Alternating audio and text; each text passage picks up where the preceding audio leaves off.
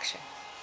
Take two. We're doing this for a second time because the first time my videographer cut off the ending. So, we're trying it again. I have wet pants.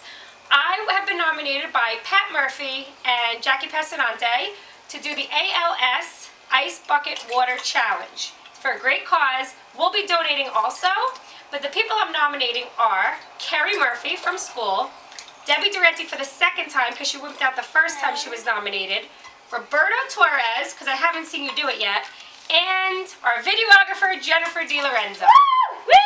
Okay, can I tell you all guys something? We are also making a donation today, right? We're going to go online and make the donation. A good donation? A good donation, that's right.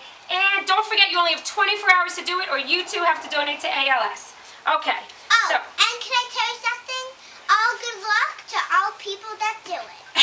Okay. Hit it! Okay, good luck, Mommy. Alright. Are you cold? Yes, I'm cold. I'm putting about double what I did before. Jeez, I'll get that. Jeez, I'll get that. But I'm hiding on video. Okay, who wants more water? No, put that down.